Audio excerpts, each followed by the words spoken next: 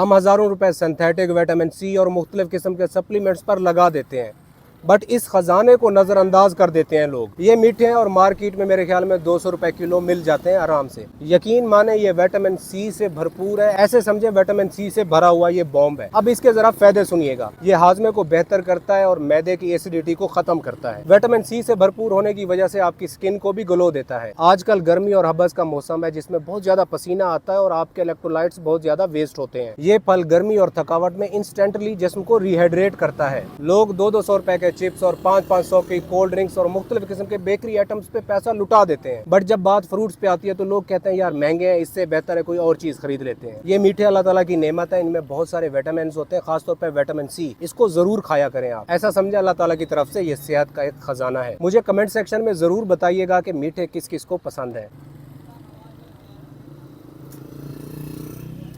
That's it.